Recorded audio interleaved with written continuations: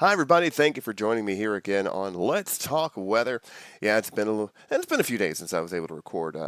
Actually, almost a week. I was battling a bit of a cold last week, but I am back doing well. So we're gonna get you a little forecast here as we roll into the second half of our holiday weekend. That's right, Easter is upon us, and we've got some action headed our way here for the holiday itself, April 1st. Not an April Fool's joke on this occasion. And that might even more apply to the Monday forecast, as a lot of our kids go back to school for the first time in a week. We have a little bit of a surprise early Monday. More action coming on later in the week as well. So, kind of a few things to talk about here as we tease ahead to our topics for today. But we'll get to that in more detail coming up. But for now, let's get you to some satellite. We'll talk radar here as well as we go through this forecast. I'm going to take myself out of the way. Again, you'd rather see the maps rather than me because, well, if it were me, that's what I would say. Let me bring up my tools down here in the bottom hand corner, and we'll look at your infrared satellite. Again, I talked about this last time, so you know where this comes from. This is from off the Wisconsin, University of Wisconsin web server, but this is infrared, so it is seeing temperatures, and therefore you can actually see multiple layers of the atmosphere, clouds in the atmosphere, based on their temperature. So they're going to show up as slightly different colors. That helps us because you can see the flow of the air at different levels. So let me show you a couple things here. First of all, I'm going to make this red because what you'll notice is this brighter white, which is what we got to enjoy for most of Saturday. I don't know how that ended up pink. That's not exactly a great color, but oh well, we'll go with it. Wanted red, but we'll call it mostly a southwesterly flow. And that brings in warmer air, right? Because it's generally warmer to the south than it is to the north, and that's what we got. I saw some low 60s, I think on my car thermometer as I was out and about today with the kids. So nice. But what is coming our way? I'm going to flip the color. Look up here. Yeah, you can see the clouds kind of spilling in like this, wrapping in from the north around low pressure, which is center of the low. You can see it spinning right here as that moves away. So in between here, there's a cold front. Clouds going from the southwest here, clouds coming in from the northwest here. So we're going to flip our temperatures around quite a bit as we go through Sunday. There's a cold front in here. I can actually show that to you here. But before I get to that, I want to show you where our next incoming weather is going to be.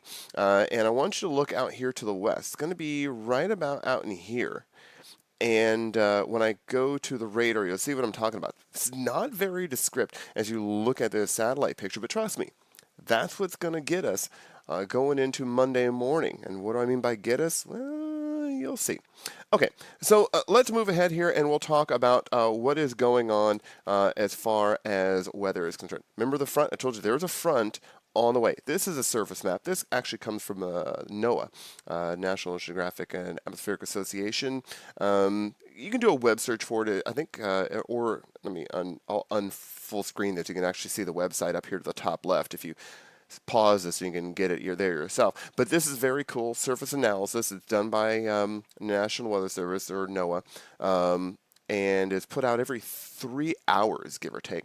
Put this back in so it's easier to see. We'll zoom in here a little bit. It's going to show you the winds, the surface. Here's your cold front, and you can see the winds coming in behind it in a completely different direction. Southwest ahead of the front, northwest behind the front, so a definite change in air masses as that front moves through. So that is going to be our big player here as we go through the next 24 hours. And we can actually see that as we look at our radar. Here's your actual front right back here. That rain is ahead of the front, and you can see snow there in northern Michigan that's going to come down behind it. So yes, we have the potential for snow. But this isn't really where it's going to come from. I circled this earlier. Yeah, keep your eyes back out here toward Nebraska. Yes, I have really good friends here in the Lincoln, Omaha area, okay? And they were complaining about the snow from that storm about a week and a half ago. Well, they're going to get hit again early in the morning. But we are going to get a taste of this probably early Monday morning. That's going to slide in. I'll show you that in the computer models here in just a moment. But yeah, so eyes here, rain first for Easter morning, then just clouds, to be quite honest. It's not terrible, but I think the transition out of the nice, pleasant weather that we've had is really where you're going to notice the biggest difference. Okay, computer models. This is one I found last summer. During the big hurricane outbreaks that we had in the Caribbean and hit the United States, I was looking for a good website that had high quality graphics for that. You can see it has the hurricane tab right up here. Come to find out, has great stuff for just regular all-year forecasting. So that's what I'm using. Give this website a shot. It's called Tropical Tidbits. I know it seems odd. There it is there. But if you're into looking at computer models and visualizations, basically where it's taking high quality, very specific data and then turning it into images, which just about anybody can interpret, this is one of the best ones I've found. I had another one that I was using called coolweather.com. But this one, the visualizations are even better and cleaner on this one. So give it a look. Anyway, LF11 that. Here we are, Sunday morning, daylight saving time. So we're going to do 4-hour time difference right now. So Eastern Daylight Time, you're going to subtract 4 hours. That's going to give you your local times. This is 8 a.m. on Sunday. And you can see most of the rain has moved through. I'm going to roll this back just a few hours. You can actually see the rain pushing through. There it is. And the cold air is sliding by. But as we make our way through Sunday, I'm going to put this into play.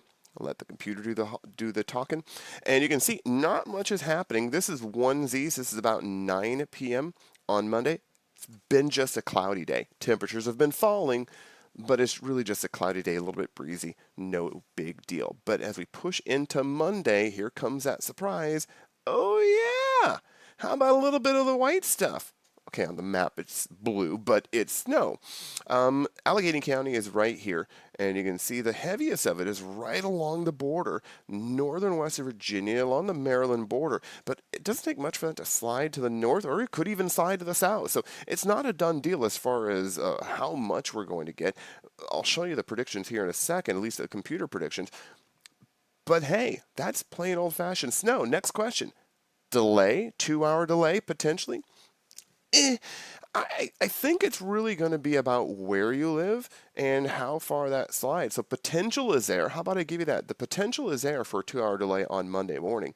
But it's going to depend on your district, your superintendent, your terrain, all those things. Because I think we're only talking about 1, maybe 2 inches on the top side.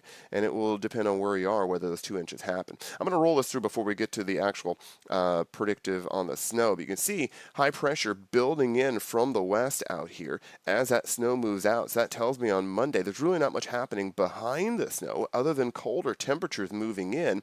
And then as we slide into Tuesday, you'll see some showery weather come back into play.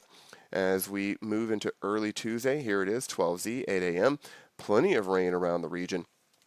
Temperatures bump back up. A warm front, that's actually being driven by a warm front. Temperatures are going to pop all the way back into the 60s, I think, on Tuesday. So big dramatic swings. That's actually really, really common for early and middle part of spring to see dramatic temperature swings, sometimes 10, 15, 20 degrees in short amounts of time. That's because we're transitioning seasons.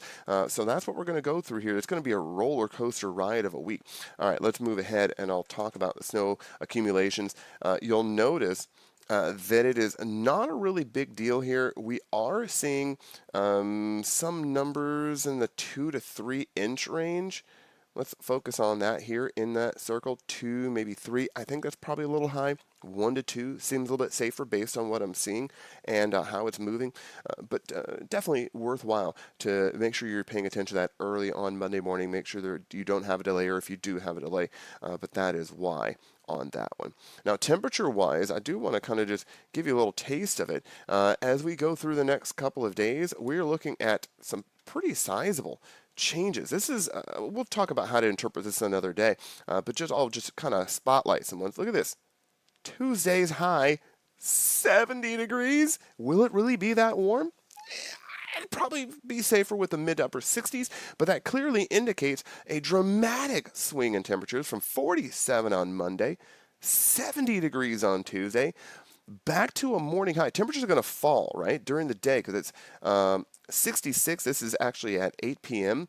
down to 52, down to 40. So that tells me Wednesday, not only is it windy, temperatures are going to fall all day long, and then we are stuck in the 40s over the next couple of days through that midweek with windy conditions. And then, we'll see a little sunshine next Saturday. But boy, it is not very spring-like for the week ahead. All right, plenty of good information in this forecast for you.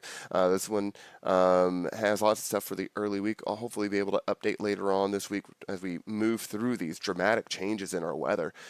Temperatures up and down, wind and rain, and it's just not a great week. I'm going to tell you that right now. Not a good start to April. But hey, April showers bring May flowers? Sure. How about April snow, though? More on that coming up. That's it for this particular forecast. Thanks for joining me here on Let's Talk Weather. Again, drop me a couple of notes in there. What else would you like to see? Any specific forecast locations you're looking for? I can toss it in there. Again, I'm not bound by television. I can forecast wherever I want. So hit me up with some info. All right. Thanks a lot, guys. Signing off for now. Rob Wilson. Take care.